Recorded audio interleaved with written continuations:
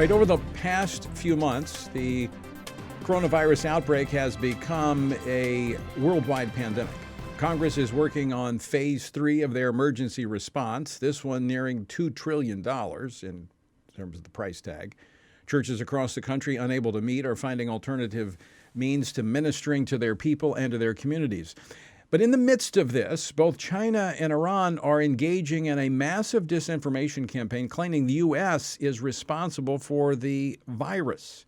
The Trump administration is not about to let Iran and the Chinese cover-up Communist Party claims to go unchallenged. Joining me now is Secretary of State Mike Pompeo. Mr. Secretary, welcome back to Washington Watch. Tony, it's great to be with you today. I know you just got back in. I'm off the road traveling. I appreciate you joining us this afternoon. But I'm going to ask you a very plain, straightforward question. Where did this virus come from that over 50,000 Americans have contracted, and at last count about 700 had died from?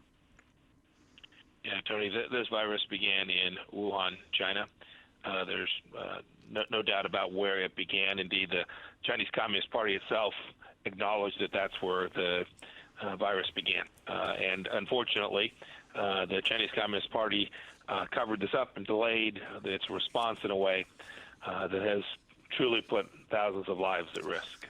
Yeah, the timeline on this quite clear that they sat on this for over a month and even then continued to deny that there was human-to-human transmittal of this disease, saying it all came from animals. And in the meantime, this thing began to spread literally around the globe. Well, Tony, your viewers or listeners who are paying attention know full well every day, every week matters in terms of how this information is transmitted around the world. That is, when you share this information, the best scientists around the world can begin to work on it. You can start all the processes, not only vaccines and things that mitigate, but you can begin to put in place the things that will cause the spread to be decreased. And it's multiplicative. And so every day that the Chinese Communist Party sat on this information and didn't do the right thing, and instead punished doctors who were attempting to alert the world about what was taking place there in Wuhan, increased the number of people who would be exposed, and thereby put all of us all around the world, and the Chinese people as well, put them at unnecessary risk too. Well, and you may not want to go here, but I certainly want to make the statement because the World Health Organization really played cover-up for China, basically going along with the Chinese line. And that was troubling to me, that this is an organization that's supposed to be looking out for the global health, but yet they were buying the line that China was feeding, the cover-up and misinformation. When we go back and look at this, we will, I think, all find out who was transparent, who was straightforward in the course of this moving forward. We can say, and you referred to this earlier, the cover-up effort continues. The disinformation campaign from Russia and Iran, as well as China, continues. They're talking about it coming from the U.S. Army. They're saying maybe it began in Italy, all things to deflect responsibility. And while the time will come for recriminations, we've got to work our way forward. But the world needs to understand what's really going on, because it's still important. It's still important to have transparency even today. This is an ongoing global crisis, and we need to make sure that every country today is being transparent, sharing what's really going on, so that the global community, the global healthcare, infectious disease community can begin to work on this in a holistic way.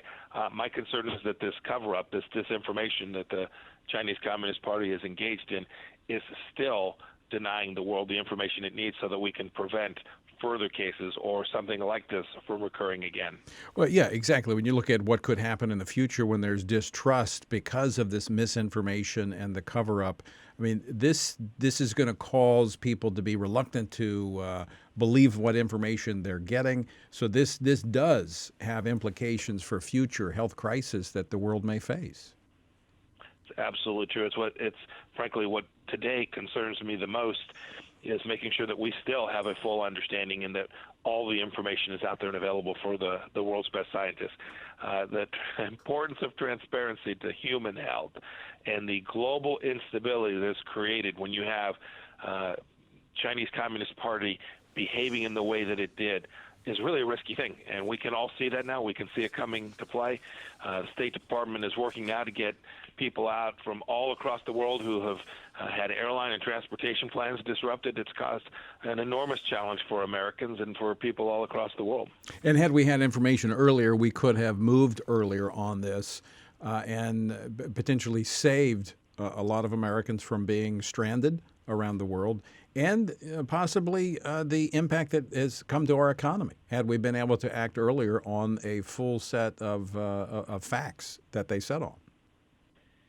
There's no doubt about that. Look, I'm proud of what our State Department team is doing. This is a crisis in transportation that we've not seen. Right. We've now got charter flights and military flights that we're getting ready to bring people back.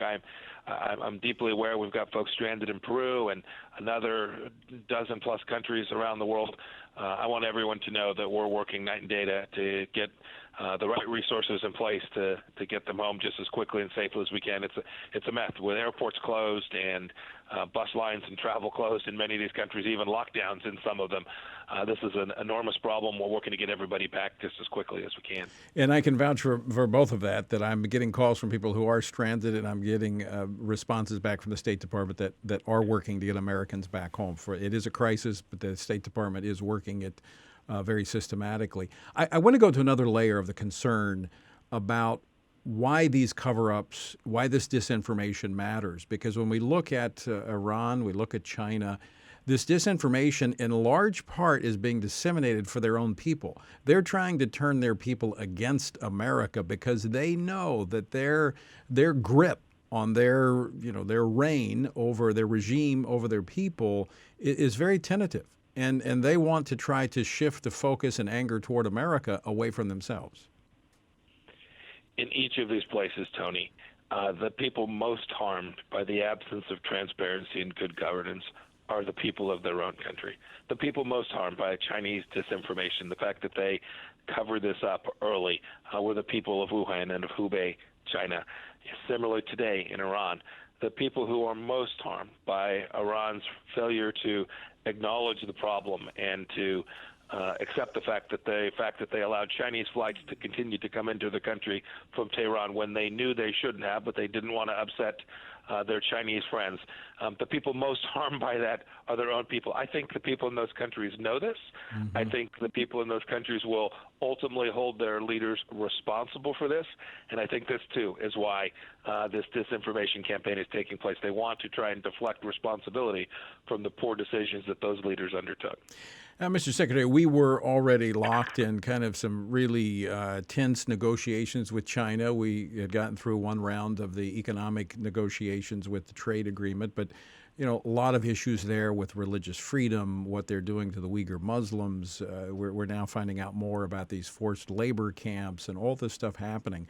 But is this one of those instances, I mean, it's affected the entire world, that this could literally reset the relationships between the United States and China and all these global parts that come together when we look at the geopolitical landscape of the world? President Trump, from the beginning of our administration, made clear that the trade relationship with China was fundamentally unfair. It wasn't reciprocal. I think you can see that some of the supply chain challenges that we've had are a result of the fact the companies were operating their supply chains out of China, but not here in the United States. I think that's part and parcel of the reciprocity that the president demanded. So I do think as we wind our way out of the coronavirus issue, as we wind our way through this, I think we'll have to make some very important decisions about exactly how these relationships ought to be structured. We want the Chinese people to be successful. I'm saddened by all of the deaths that took place in China. These are tragic things. We don't mean ill towards any of them, but it's fundamentally the case that we have to make sure that we do right by the American people, that we get this relationship not only with China but with every country right, so that we can ensure that we do right to protect and keep safe the American people the way President Trump committed to do. Well, there's also it's important to draw the line of distinction between the Chinese Communist Party, that regime, and the Chinese people. The same thing in Iran. The people are not being represented by their governments in the way that most of them would like to see their international relationships? Well, Tony, I think you've nailed it. As I said, the people most harmed by this failure in leadership during this difficult time are the people of their own countries. It is now spread across to the world, but transparency and good governance and the fundamental things that we do here in the United States that says we're going to treat every human being with the dignity and respect that they deserve because of the fact that they are God-made. Those are things that fundamentally separate us from regimes like that in the Islamic Republic of Iran and the Chinese Communist Party. And it's why when we move our way through this, and we do so successfully, as I know we will, the people all around the world will see that it is our system, a republic where we have freedom and liberty, and we know that our rights come from our Creator. These are the systems that will ultimately prove to be most effective at delivering good outcomes for every human being. Mr. Secretary, before you go, I just want to say this. I don't know how much news coverage have been given to the stranded Americans, which your department, State Department, has helped to get back home. But I know on behalf of the families, they're grateful that the State Department has been working around the clock to get those Americans back home. So my thanks to you for the work that you and your team have done. Thank you, Tony. We're going to stay at it till we get them all. All right. Take care, Mr. Secretary. Secretary of State Mike Pompeo.